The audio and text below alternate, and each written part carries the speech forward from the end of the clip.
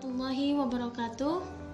Baik, sebelumnya yang kami hormati Bapak Fibrika Rahmat Basuki MPD selaku dosen pembimbing MK Analisis Kebijakan Pendidikan dan teman-teman seperjuangan. Kami dari kelompok 5 bersama saya Rizka Wuliandayani dan rekan saya Ripa Damayanti. Di sini kami akan memaparkan materi mengenai evaluasi kebijakan pendidikan.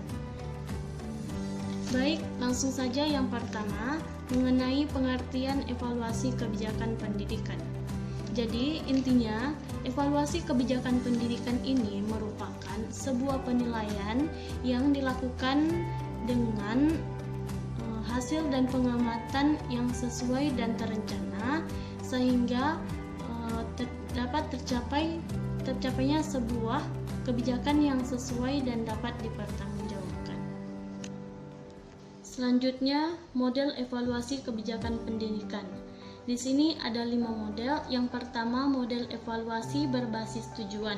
Jadi, model ini adalah mengevaluasi suatu tujuan yang telah dirancang melalui proses identifikasi tujuan hingga menganalisis data dalam pendidikan.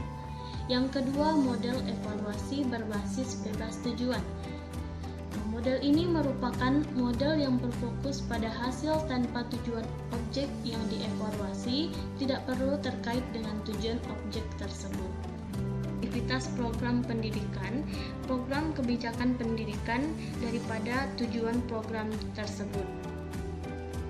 Yang terakhir yaitu model evaluasi konteks, input, proses, dan produk. Jadi model ini biasanya memfokuskan informasi yang diperlukan oleh para pengambil keputusan dengan memakai pengukuran dan statistik untuk mengumpulkan informasi layanan termasuk dalam dunia info pendidikan. Sekian dari saya.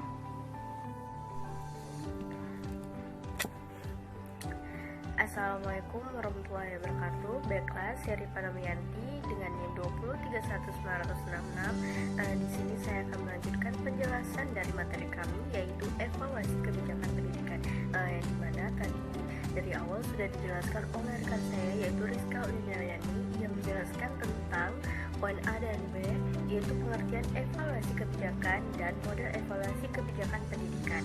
Nah, di sini saya akan melanjutkan penjelasannya, itu poin C, D, dan F. Nah, yang poin C itu kriteria kebijakan pendidikan. Nah, menurut Don, terdapat 6 kriteria yang digunakan untuk menilai sebuah kinerja berhasil atau tidak berhasil, yaitu yang pertama yaitu ada efektivitas, yaitu fokus dari kriteria ini terletak pada pencapaian hasil.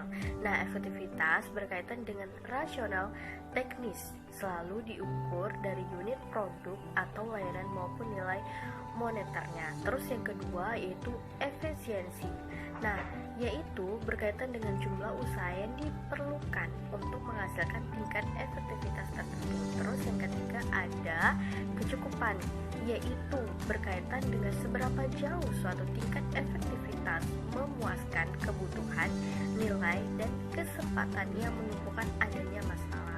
Terus yang keempat ada kesamaan, yaitu berkaitan dengan rasionalitas legal dan sosial dan menunjukkan kepada distribusi akibat dan usaha secara merata antara kelompok-kelompok yang berbeda dalam masyarakat.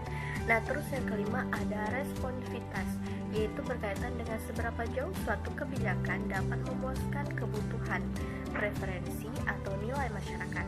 Nah, terus yang keenam itu ada ketepatan, yaitu berkaitan dengan rasionalitas substantif. Nah, karena pernyataan tentang hal ini tidak berkenaan dengan suatu kriteria individu, tetapi 2 atau lebih kriteria secara bersama-sama. Nah, kriteria ketepatan cenderung menganalisis mengenai manfaat dari suatu kebijakan terhadap kelompok sasaran. Nah, jadi kriteria kebijakan pendidikan menurut Don itu ada 6.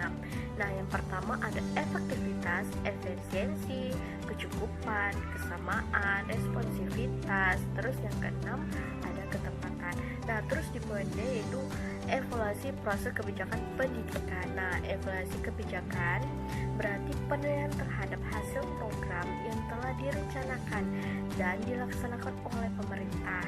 Nah, Nah, sebagaimana telah disampaikan sebelumnya bahwa spesifikasi kriteria evaluasi itu beragam. Nah, secara umum proses evaluasi menurut Patton dan Switchky yang dikembangkan pada tahun 1986 yang dikutip oleh Nanang dalam bukunya Analisis Kebijakan Pendidikan. Nah, itu ada 5. Yang pertama, mengidentifikasi tujuan dan akan dievaluasi. Terus yang kedua, analisis masalah yang harus ditangani oleh aktivitas kebijakan tersebut. Terus yang ketiga, ada deskripsi dan standarisasi dari aktivitas evaluasi. Terus yang keempat, ada pengukuran tingkat perubahan yang terjadi. Terus yang kelima, ada penentuan mengenai apakah perubahan itu terjadi karena aktivitas atau karena penyebab yang lain. Nah, terus yang F, yaitu poin F, mengenai permasalahan dalam evaluasi kebijakan pendidikan. Nah, dalam pelaksanaan evaluasi kebijakan tidak terlepas dari masalah-masalah kan yang sering terjadi pada saat pelaksanaan evaluasi. Nah, diantaranya itu ada permasalahan yang sering muncul itu yang pertama, apabila tujuan kebijakan tidak jelas. Terus yang kedua, cepatnya perkembangan masyarakat.